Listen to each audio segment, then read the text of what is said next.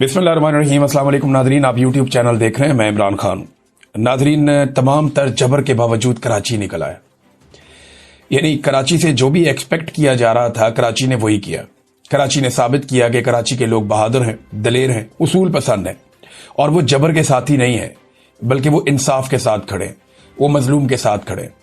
कराची ने इमरान खान के साथ खड़े होने का फैसला किया क्योंकि इस वक्त पाकिस्तान में सियासी नुक्ता नज़र से सबसे बड़ा मजलूम इमरान खान है और मजलूमों की सबसे बड़ी आवाज भी इमरान खान है।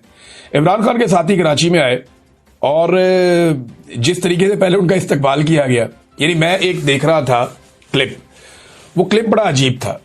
उसके अंदर बलूची पगड़ी थी, सिंधी अजरक थी और सिंधी लोग मौजूद थे और पंजाबी गाना था और खैबर पख्तूनख्वा से आया हुआ वजीर आला था।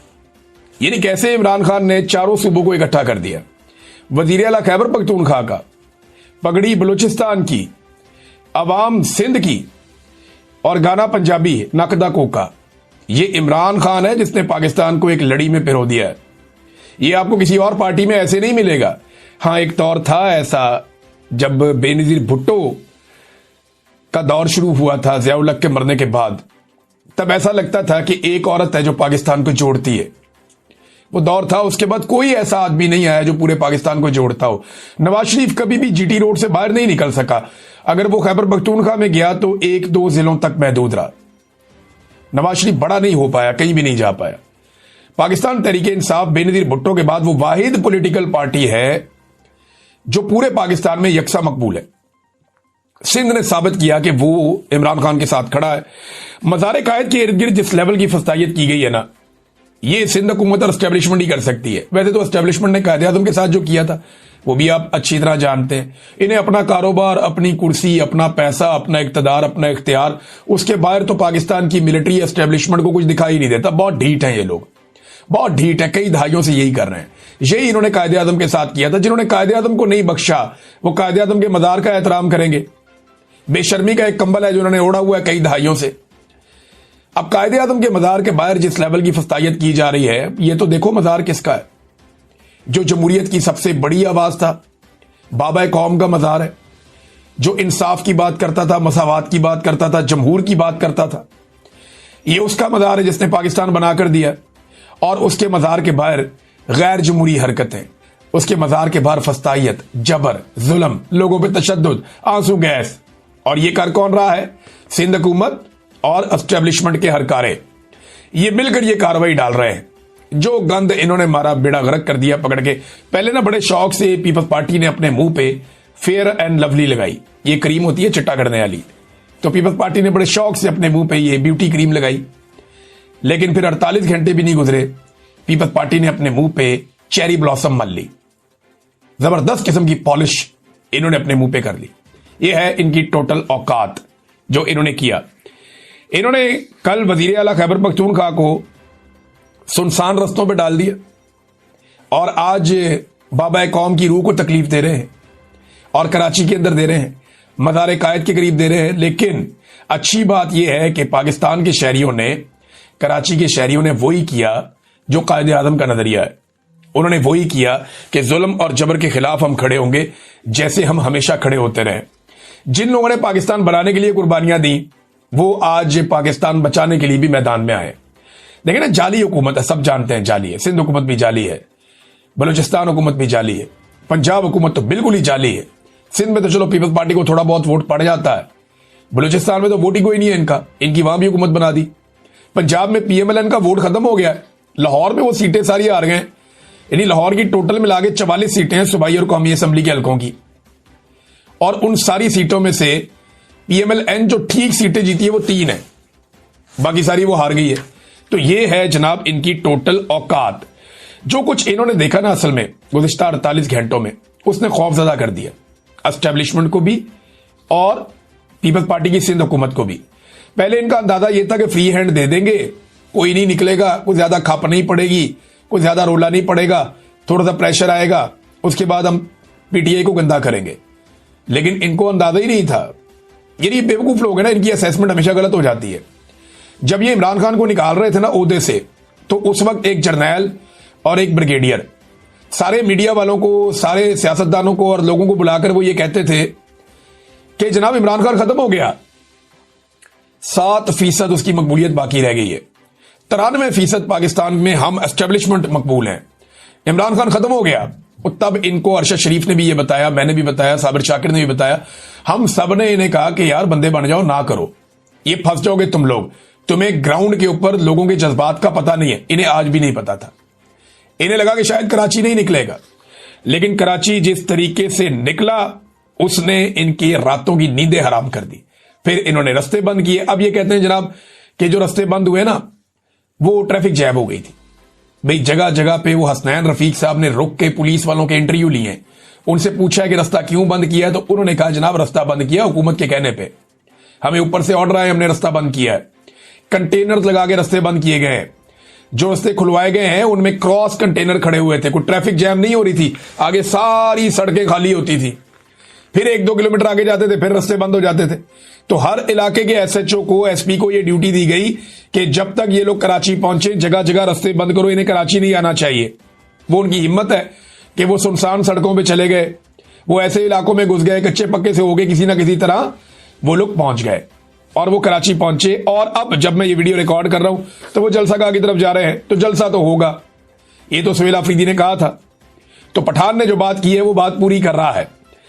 अच्छा, जलसा जो है ना, ये अगर सारी हरकतें ना करते, गंद ना मारते, तो ये एक नॉर्मल चीज रहती है, एक जलसा हो जाता। पीटीआई ने पहले बहुत बड़े बड़े जलसे किए, उनमें से एक और बड़ा जलसा हो जाता या बहुत बड़ा जलसा हो जाता, एक मोमेंटम पाकिस्तान तहरीक इंसाफ की तहरीक को मिल जाता। लेकिन जो मोमेंटम एस्टेब्लिशमेंट की इन हरकतों ने दिया है ना, जो पीपल्स पार्टी और एस्टेब्लिशमेंट ने मिलकर गंद मारा है, उसके बाद जो मोमेंटम मिलेगा इमरान खान साहब को, वो उससे पहले कभी नहीं मिलना था। ये ना कुछ लोग कहते हैं कि डाकुओं का और डफर्स का एक अलायंस है। डाकू वो कहते हैं जी पॉलिटिकल लोगों को जिन्होंने डकैतियां मारी हैं, बड़ी बड़ी कमीशनें खाई हैं, जिनकी वजह से पाकिस्तान आज तक तरक्की नहीं कर सका। और डफर्स ये कहते हैं मिलिट्री एस्टेब्लिशमेंट, जर्नैलों को, इनको अक्ल ही कोई नहीं, इनको पता ही नहीं सियासत कैसे होती है। तो इनका जो अलायंस है ना, उसकी वजह से इमरान खान साहब को बहुत फायदा हुआ, पाकिस्तान तहरीक इंसाफ की जो तहरीक है उसे बहुत फायदा हुआ, और एक बड़ा जलसा होने की बजाय एक बड़ी तहरीक शुरू हो गई है। और पीपल्स पार्टी ने अपने मुंह पे जो फेयर एंड लवली लगाई थी वो फौरी तौर पे चेरी ब्लॉसम में तब्दील हो गई है। बस इनकी यही औकात रह गई है। और ये बेवकूफ समझते हैं कि हमेशा ये जर्नैलों के जूतों और तस्मों के साथ लटक के इक्तदार में आते रहेंगे। तो ये बात याद रखो बेवकूफों कि ये जर्नैल हमेशा आपको अपने जूतों के साथ लटका नहीं पाएंगे। एक वक्त आएगा इनके लिए खुद भी चलना मुश्किल हो जाएगा गैर कानूनी और गैर आईनी रास्ते पे। इन्हें कौम इस ट्रैक पे डाल देगी जो असल ट्रैक है, और उसके बाद फिर आपको कौम के पास ही जाना पड़ेगा। तो वो होगा तुम सबका यौम हिसाब। जिस दिन कौम एस्टेब्लिशमेंट को सीधा कर देगी तो ये पॉलिटिकल पार्टियां कहां जाएंगी। तो ये एक दूसरे की इंश्योरेंस पॉलिसी है। खवातीन को भी गिरफ्तार किया गया, नादरीन, गिरफ्तारियां हो रही हैं, आंसू गैस की शेलिंग हो रही है। तो वादे हो गई कि एस्टेब्लिशमेंट के क्रॉस की अब अहमियत नहीं रही। पहले एस्टेब्लिशमेंट किसी पॉलिटिकल पार्टी पे ऐसे करके क्रॉस लगा देती थी कि जनाब ये पॉलिटिकल शख्सियत खत्म, इसके ऊपर क्रॉस लग गया, अब ये कभी नहीं आएगा। और फिर हमने देखा सियासतदान बेचारे एड़ियां रगड़ते रहते थे, बैठे रहते थे अपने ड्राइंग रूमों के अंदर, और उनकी सियासी हैसियत खत्म हो जाती थी। तो इमरान खान साहब पे क्रॉस इन्होंने लगाया था, तो 8 फरवरी को अवाम ने एक नया रिकॉर्ड बना डाला कि जनाब आपने इंतखाबी निशान भी नहीं दिया, कुछ भी नहीं दिया। इतनी सख्ती भी की लोगों ने, फिर भी इमरान खान ने जिस जिसके ऊपर हाथ रखा उन सबको जितवा दिया। और वो सिलसिला अभी तक जारी है। कैदी नंबर 804 जेल में बैठकर कहता है कि ये वजीर आला है, और डीजीआईएसपीआर पेशावर जाके ऐलान करते हैं कि जनाब ऐसा कबूल नहीं है, और फिर कैदी नंबर 804 जेल से बैठकर जीत जाता है। तो सिस्टम के ऊपर तो रूल कर रहा है कैदी नंबर 804, और इस वक्त अवाम के दिलों पे भी कर रहा है। अगर अवाम के अंदर इमरान खान की मकबूलियत खत्म करनी है तो ये तरीकाकार जो एस्टेब्लिशमेंट ने अपनाया हुआ है ये तो ठीक नहीं है। इससे तो पब्लिक मजीद इमरान खान साहब के साथ खड़ी होती चली जाएगी। सबसे पहले जो इमरान खान साहब का ट्वीट है, ये बड़े लंबे अरसे के बाद इतना तफसीली ट्वीट इमरान खान साहब का बाहर आया, और ये जो ट्वीट है ये 3 ट्वीट्स के ऊपर उनकी पूरी तहरीर आई है। क्योंकि इमरान खान साहब की फैमिली वहां पे मौजूद थी, कुछ जर्नलिस्ट भी वहां मौजूद थे, वकला भी मौजूद थे, और एक समात है जो बड़ी लंबी चली है। अब उस समात में इमरान खान साहब ने जो जो बातें की वो सारी फिर रिपोर्ट की गई उनके ट्विटर अकाउंट के जरिए से। इमरान खान साहब ने जो ट्वीट किया ये बड़ा इंपॉर्टेंट है, इसमें बहुत सारी अहम चीजें हैं और कुछ अहम हदायत भी हैं जो इमरान खान साहब ने दी हैं। और ये उन्हें बड़े अरसे के बाद मौका मिला कि वो इतनी तफसील के साथ बात करें। रात गए ये ट्वीट जो है ये मंजर आम पे आए। इसके 3 हिस्से हैं, क्योंकि एक मरतबा में इतनी लंबी तहरीर लिखी नहीं जा सकती ट्विटर पे।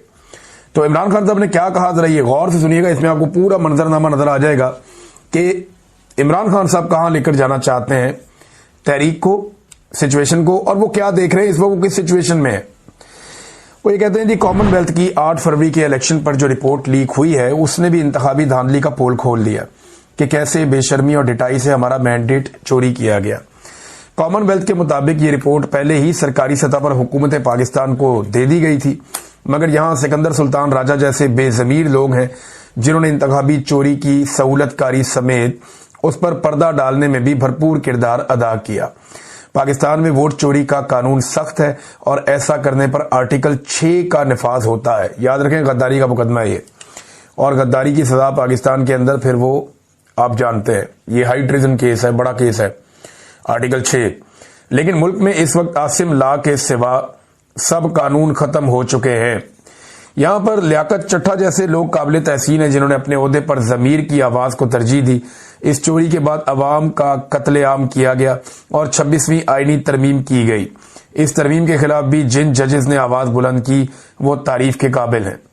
धांधली पर कायम हुकूमत को कानूनी तौर पर कबूल करने का वक्त अब खत्म हो चुका है, इसीलिए सेनेट और पार्लिमानी कमेटियों से इस्तीफे दे दिए गए हैं। अपने अरकान पार्लियामेंट को पैगाम देना चाहता हूं कि मुल्क में नाफिज आसिम लॉ से बिल्कुल ना घबराएं, ना ही जेल से घबराएं। एक फर्द वाहिद अपने इक्तदार की हवस को पूरा करने की खातिर आपको दबाना चाहता है। आप जितना इनसे डरेंगे ये उतना ही आपको दबाएंगे। आप हक पर हैं और हक और सच इंसान को बहादुर बनाता है और हक की ही फतह होती है। ये जी पहला हिस्सा था, और इसमें आसिम मुनीर साहब को उन्होंने डायरेक्टली इमरान खान साहब ने रगड़ा दिया कि जनाब ये आपको डराते हैं, ये फर्द वाहिद है, ये अपने इक्तदार की हवस पूरी करना चाहता है, इस तरह इमरान खान साहब ने कहा, और ये आप सबको दबाना चाहता है। आप जितना डरेंगे ये उतना आपको दबाएगा, और आप हक पर हैं। हक और सच इंसान को बहादुर बनाता है और हक की ही फतह होती है। अच्छा, यहां इमरान खान साहब ने एक बड़ा टेक्निकल नुक्ता उठाया। पाकिस्तान में तो दहशतगर्दी होती है ना, तो ये सारे लोग या जो भी टाउट हैं एस्टेब्लिशमेंट के या मौजूदा रजीम के जो सहूलतकार हैं या जो बेनिफिशरी है वो सारे, या मिलिट्री एस्टेब्लिशमेंट के लोग, ये कुछ चंद लोग ही हैं, सारी फौज तो ऐसे नहीं सोचती, ये चंद लोग हैं, वो ये प्रोपेगेंडा करते हैं, बयानियां बनाते हैं कि देखो ना इमरान खान बात करता है अफगानिस्तान के हक में, देखो ना इमरान खान बात करता है बातचीत की, ये देखो ये कत्लेआम हो रहा है। इमरान खान साहब ने इसका तोड़ दिया कि ये कत्लेआम हो ही इसलिए रहा है कि आप बातचीत नहीं कर रहे। तो इमरान खान साहब ने कहा कि पायदार अमन बातचीत से ही होता है। खैबर पख्तूनख्वा में कुछ करने की कोशिश है, जो कुछ करने की कोशिश है वो सिर्फ तहरीक इंसाफ की हुकूमत को गैर मकबूल करने के लिए है। मिलिट्री ऑपरेशन से दहशतगर्दी मजीद बढ़ेगी, और जब पुलिस इस बढ़ती हुई दहशतगर्दी को कंट्रोल करने में लगेगी तो गवर्नेंस और अमनो अमान का बेड़ा गर्क हो जाएगा। खैबर पख्तूनख्वा के तमाम MPAs, MNAs और सेनेटर्स वजीर आला के साथ बैठकर वहां के मसाइल का जल्द अज जल्द हल निकालें। अब नाज़रीन, ये बड़ा इंपॉर्टेंट है। इमरान खान साहब ने एक मरतबा फिर अपने जो डील उनको ऑफर की जाती है उस बारे में इमरान खान साहब ने खुलकर बात की है। वैसे क्या लीडर है, नवाज शरीफ का मुंह बिल्कुल ऐसे बंद चिपक जाता था जेल में जाकर, कोई स्टेटमेंट नहीं देना, किसी के खिलाफ बात नहीं करनी, बस डील ढूंढो, किसी तरह कोशिश करो, कोई बूट लबो पॉलिश करिए निकलिए। तो हमेशा मियां साहब की मरहुमा जो वालदा साहिबा, उनका एक स्टेटमेंट था कि डील करो निकलो यहां से, यानी जान छुड़ाओ, डील करो जान छुड़ाओ। ये अखबारात में छपा हुआ है, और इन्होंने डीलें की हैं। इनके 6-6 महीने इनके ट्विटर ही बंद रहते थे। इनकी डील के लिए 6-6 महीने इनके ट्विटर खुद ही बंद हो जाते थे। इमरान खान साहब जेल में हैं, कुछ भी नहीं कर सकते, उनका ट्विटर फिर भी काम कर रहा है। अंदाजा करें आप, पूरी रियासत लगी हुई है, अदालतों में केस चलाए हुए हैं कि उसका ट्विटर किसी तरह बंद कर दें। नहीं, क्या नारा आदमी है। वैसे इमरान खान ने कहा जी मुझे बार बार डील ऑफर हुई और कहा गया कि मुल्क छोड़कर चला जाऊं या खामोश हो जाऊं तो मेरे केसेस खत्म कर दिए जाएंगे, लेकिन पहले दिन से मेरा मौकिफ है कि मैं इन मुकदमात का सामना अदालतों से करके ही बाहर आऊंगा, किसी डील के नतीजे में हरगिज नहीं। इसीलिए मुझ पर बेबुनियाद 300 मुकदमात बनाए गए हैं। कोई भी और शख्स होता तो इन मुकदमात का सामना नहीं कर पाता, लेकिन मैं जानता हूं कि मैं बेगुनाह और हक पर हूं। यह बात बिल्कुल ठीक है इमरान खान साहब की। तो इमरान खान साहब बिल्कुल कह रहे हैं कोई और होता तो बर्दाश्त ही ना कर पाता। सीरियस कह रहे हैं, सही कह रहे हैं वो। इमरान खान वाकई बहुत मजबूत आदमी, क्योंकि मैं इसमें तो गुजरा हूं, मैं जानता हूं ये ह्यूमनली पॉसिबल ही नहीं है। ये बहुत मजबूत आदमी है जिसको इमरान खान आप लोग जानते हैं। इमरान खान ने कहा कि मैं जानता हूं कि मैं बेगुनाह और हक पर हूं। अब तोशाखाना का झूठा केस भी मुकम्मल तौर पर जमीन बोस हो चुका है। प्रोसिक्यूशन की जानिब से पेश किए गए गवाहान ब्रिगेडियर अहमद और कर्नल रेहान ने इकरार किया कि तोशाखाना के तोहफे मेरे घर नहीं गए बल्कि तोशाखाना में जमा करवाए गए और उनके कागजात मुकम्मल हैं। अब इस मुकदमे में बरीयत हो जानी चाहिए। खसूसी तौर पर बुशरा बेगम की जमानत तो हो जानी चाहिए क्योंकि वो खातून हैं और इस केस में उन पर एडिंग एंड अबेटिंग का ही झूठा इल्जाम है। मुझे मालूम है कि 26वीं तरमीम वाली अदालत ऊपर से लिखे लिखाए फैसले ही सुनाती है जो कानून के मुताबिक नहीं, आसिम लॉ के मुताबिक होते हैं। तरतीब भी यूं रखी जाएगी कि पहले तोशाखाना 2 में सजा सुनाई जाएगी, जो मैं आपको बात कर रहा था, और फिर अलकादर में जमानत का फैसला आएगा। यही स्क्रिप्ट है और अदलिया फिलहाल कानून के बजाय स्क्रिप्ट पर ही चल रही है जो दिया हुआ उन्हें। नाज़रीन, देखते हैं ना अभी क्या होता है। अभी आपको चंद घंटों के अंदर, जब मैं वीडियो रिकॉर्ड कर रहा हूं तो चंद घंटों के अंदर सारा आपके सामने खुलकर आ जाएगा। नाज़रीन, इस वक्त जो सबसे अहम मामला है वो एक्सटेंशन का है और जब तक एक्सटेंशन मुकम्मल नहीं हो जाती किसी किस्म का एडवेंचर पाकिस्तान में नहीं होना चाहिए और ये बहुत जरूरी है कि तमाम आवाजें खामोश रहें, एक्सटेंशन के रास्ते में कोई रुकावट ना आए। देखिए, आर्मी चीफ को एक्सटेंशन लेने के लिए 2 जगहों पे लोगों को खुश रखना पड़ेगा। नंबर 1, मौजूदा हुक्मरानों को हाथ में रखना पड़ेगा ताकि किसी किस्म की कबाहत